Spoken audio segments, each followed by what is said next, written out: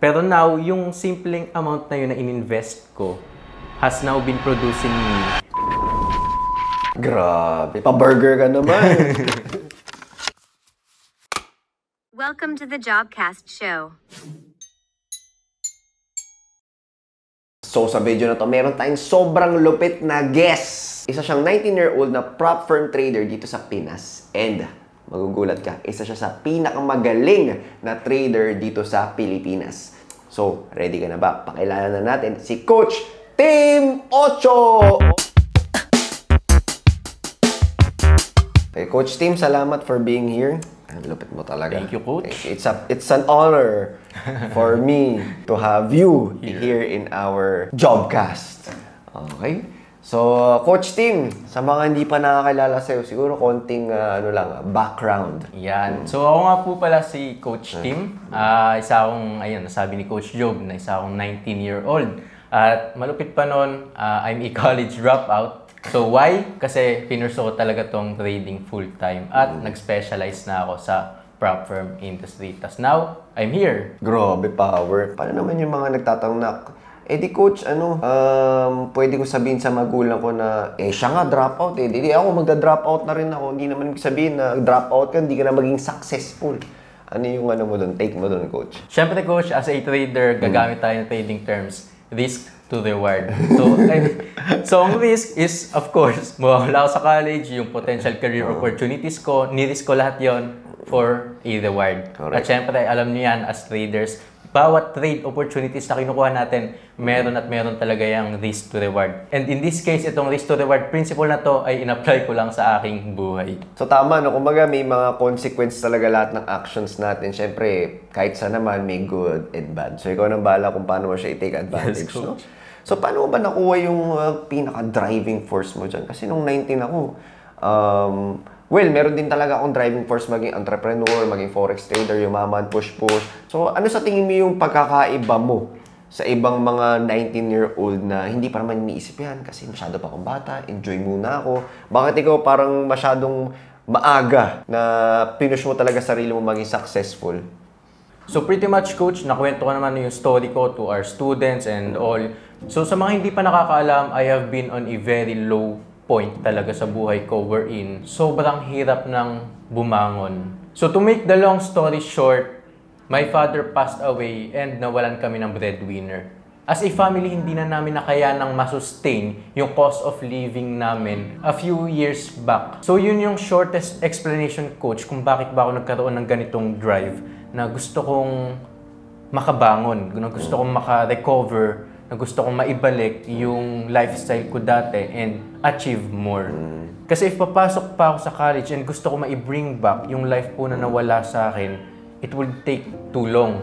Masyadong mahaba yung proseso. That's why I had to find shortcuts. And very fortunately, nagbukas sa akin ng door si trading.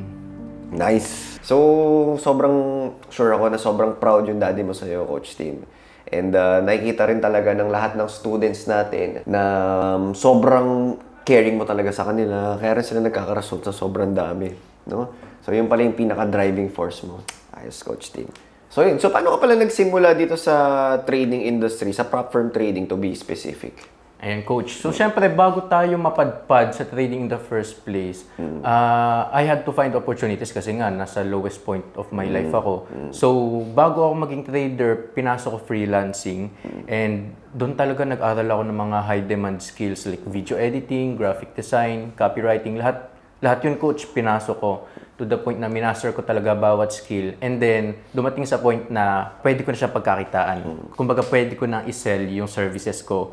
And yun pretty much yung nag-build sa akin ng foundation. Or sa madaling salita, yun yung nagbigay sa akin ngayon ng capital for me to start trading. Ang lupit mo nga, no? Parang ilang beses ka nakapasa sa prop firm? 5 times na, Coach. 5 times. Congrats, ang lupit. So, mas marami pa sa akin yun, di ba? So, usually ba yung mga nagpa-prop firm or sa mga students mo, ano ba yung mga nagiging challenges sila? Bakit sila hindi nakakapasa? Students ko, Coach, or yung majority ng ano na? Majority, sige. Majority muna. So the first reason, Coach, is simply unprepared. Ayun. Kumbaga in the prop firm space kasi, masyadong hyped up. Yung opportunities, naka-display na lang lahat ng mga possible opportunities na pwede mong ma-achieve or yung income na pwede mong makamit in just a few short time. And yun mismo yung reason kung bakit minamadali ng mga tao because they want to achieve yung pinapakita sa atin ng prop firm industry in the first place. So, nangyayari, they come unprepared, yung mga dapat nilang i-master, yung mga dapat nilang patibay na skills like technical analysis, risk management, and nababaliwala nila and they just go blindly. And nangyayari, they fail. Correct. Actually, sobrang pinapasimple talaga nila sa marketing na, di ba, kayang-kaya mo to, walang time ano yun? Time limit. Time limit, di ba? Tapos, ano ka lang, chill ka lang, then itong trader na to, tignan mo, kumita siya ng ganito, di ba? So, well, posible naman talaga lahat yun kasi nagawa mo naman yun. Pero yun nga lang talaga, ano ba yung nasa likod nun? Katulad ng sinabi mo, di ba? Preparation, strategy, ilang backtesting, di ba? So, sobrang happy rin ako. Actually, tinuturuan ako ni Coach Tim tungkol sa mga prop firms. Sobrang kakaiba yung mga risk management methods niya. Ngayon ko lang din nalaman. So, ayos. Salamat. So, sa mga prop firm na yun, kasi sobrang daming mga skeptic dyan, di ba? Yung mga influencers na dati wala namang ganyan, di ba? Nagkakitaan lang kayo niyan. So, inspire mo naman kami. Ano yung mga naging results mo? Siguro, to be specific, magkano yung monthly average na payout mo sa prop firm accounts mo? Okay, so Coach, before ko sabihin yon, gusto ko muna sabihin kung magkano ba yung pinasok ko in the first place. So, bago ako pumasok sa prop firm space, ang ininvest ko lang is just 5 digits or hindi siya lalagpas ng 30,000 pesos. Pero now, yung simpleng amount na yun na ininvest ko has now been producing me 150 to 250k per month. Grabe. Pa-burger ka naman. Ang lupit na. So, ganyan kalupit. Pero, syempre, alam naman natin na hindi ganun kadali mapunta sa point na yun. Ano yung mga naging struggles mo before nun? May mga failed challenges ka ba? Or gusto mo na ba mag-quit dati? So in my case, Coach, yung first ever challenge ko, luckily, napasa ko siya. Pero, hindi ko siya na-sustain. Kasi ang hindi alam ng karamihan is getting funded is just the start. Staying funded is on a whole different level na. So, sa first account ko, ayun yung nangyari, Coach. Napasa ko siya. Pero, hindi ko siya na-sustain. Nakapag-payout ako ng twice lang doon and then, na-breach ko din siya. So, yung naging struggles ko nung tinitake ko yung first ever challenge ko is syempre yung emotional or yung psychological factor na. Kasi imagine, as a trader na nag-start ng 1,000 pesos, 5,000 pesos capital, tapos yung bibigay sa yung capital ng prop firm, hundreds of thousands of pesos na.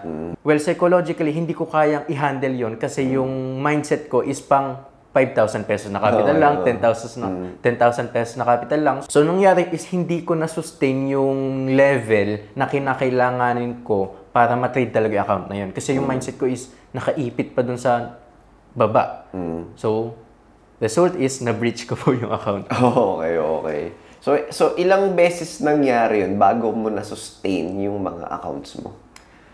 So, masasabi ko, Coach, 2 beses lang. Pero I found a way kagad para ma-solusyonan, para ma-practice talaga yung psychological approach ko. So, ang secret lang na ginawa ko is, take it slowly lang. Kumbaga, unti-unti mong i-build yung confidence level mo sa bawat capital na pinoprovide sa'yo ng firm. That way, hindi masyadong malakas yung talon. Unlike kasi, for example, ang capital mo ngayon as a personal trader is 50,000 pesos.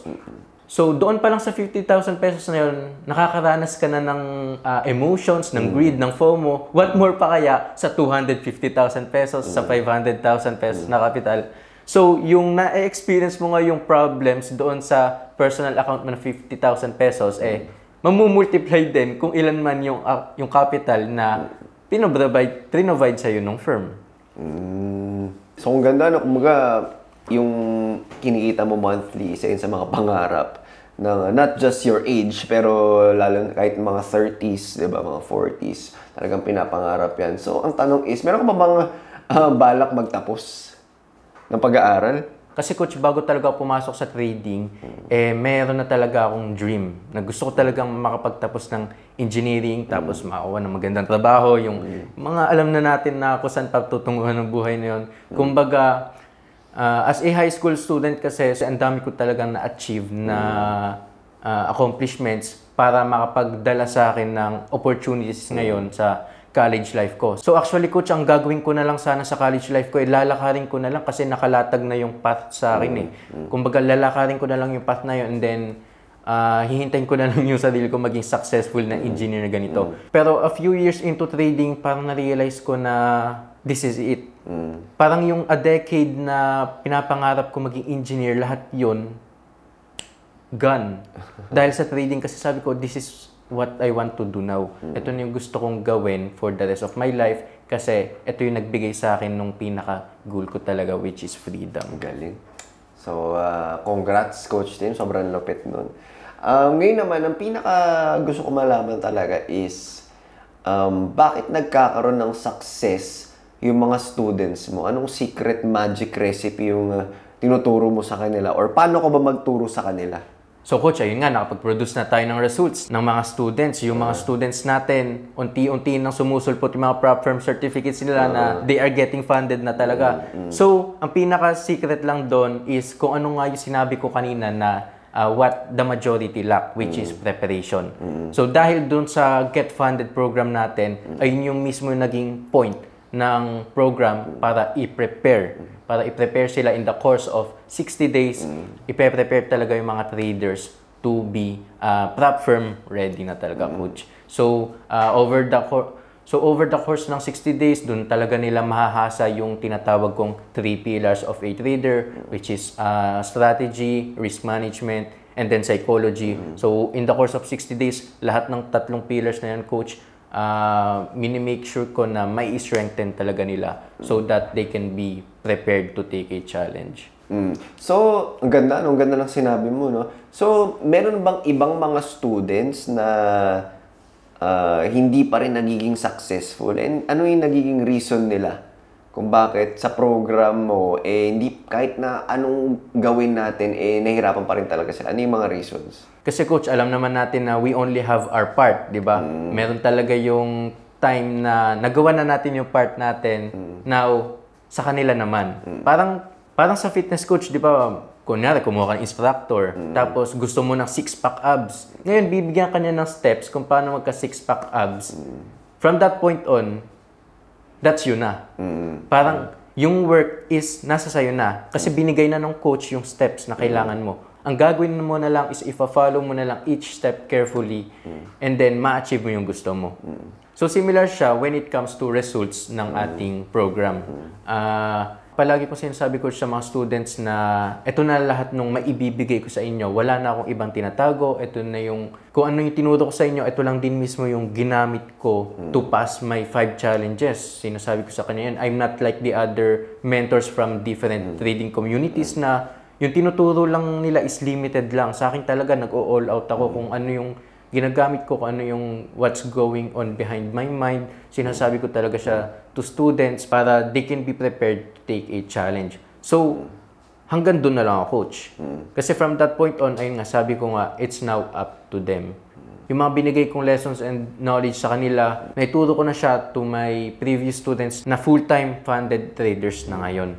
So, I'm very confident na those steps are sufficient na to get the results na gusto talaga nila. So para mas madali, gagawin na lang talaga nila yung part nila, and if hindi nila nagawa yung part nila is they might not get the results na gusto talaga nila. But, syempre coach, ako mismo, hindi ako perfecto. Alam kong forever student ako ng market at hindi lang ako. Lahat tayo as coaches, alam po natin yan na lahat tayo, student talaga ng market. We learn every day and we adapt. So having said that, as a coach, patuloy ko rin na ini-improve talaga yung sarili ko at hindi lang sarili ko, kundi yung pagturo ko to the students. So as a coach, ang ini-strengthen ko talaga is yung bond with the students. Kasi ang mindset ko dun is para siyang bridge eh. Kunyari, ito ako, tapos ito yung student. If gusto ko siyang bigyan ng knowledge, ng lessons, gusto ko talaga siyang turuan.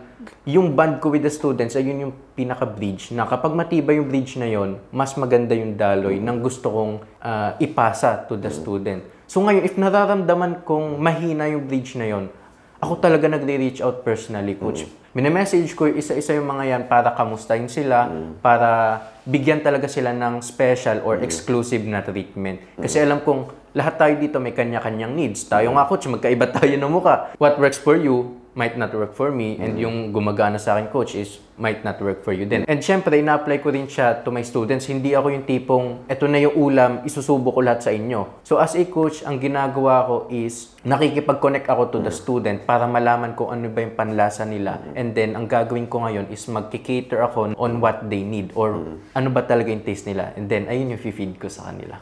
Nice, ang galing. So, marami pala sa nanonood sa atin, Coach Tim, na sobrang interested sa ginagawa mo sa Get Funded. Gusto nila maging prop firm trader. So, para makasali sila dito sa Get Funded program, meron bang mga requirements yan or anything? So, definitely, yes, meron tayong requirement para makapasok sa Get Funded program. So, first requirement natin is, syempre, dapat nagtitrade ka na ng sarili mong account. Kasi imagine, hindi mo pa na-experience mag-trade ng sarili mong account pa kaya ng isang malaking company na bibigyan ka ng millions worth of capital. So yun yung first requirement talaga natin. Kailangan talagang ma-experience na kayo on trading a live account. And second is simply self-awareness. So as traders, nakakaranas talaga tayo ng mga emotions na kailangan nating i-address. So ngayon, bilang trader, nakikita mo na ba sa sarili mo na aware ka sa mga nafe-feel mo sa market or sa mga ginagawa mo into your trading? Alam mo ba sa sarili mo na nafo-FOMO ka, na nagigreedy ka? Alam mo ba sa sarili mo na nagfo-fall short ka mag-execute ng iyong strategy? Nakikita mo ba sa sarili mo na nane-neglect mo yung risk management? So sa mga ganon, make sure lang na nagiging aware ka or meron ka ng self-awareness on those things. Kasi yun yung bibigyan natin ng improvement in the first place. So paano natin siya bibigyan ng improvement or paano natin siya i-develop kung hindi natin siya na-address? So kaya ang second requirement natin is just simply having self-awareness as a trader. Yes! So, sa mga nanonood, hindi pwede yung Coach Tim, paano ba yung mag-download ng MetaTrader? Yan, bawal. Hindi po pwede, hindi po para sa inyo to. O kaya, Coach Tim, ano yung XAU? Ano yan? Hindi pwede yun. So, make sure lang may ample experience ka na. And hindi rin pwede syempre yung experience ka lang sa signals lang, okay? Hindi pwedeng ganun. So, kailangan meron kang tinatrain na strategy sa sarili mo and medyo nauhuli mo na yung sarili mo sa FOMO, sa greed, sa fear, yung mga ganyang emotions. So, yun. Salamat, Coach Tim, for being here. Thank you so much. And also, sa mga gustong mag-apply or gusto makita yung requirements or interested mag-join sa Get Funded program, mag-open na po tayo ng Batch 2, okay, this month of January. Sobrang daming results. Makikita nyo na lang yung mga results ng Batch 1 dyan sa link sa baba. Ayan, makita nyo. Click nyo lang yan to know more. And kita-kits tayo with Coach Tim. See you! Welcome to the Jobcast Show.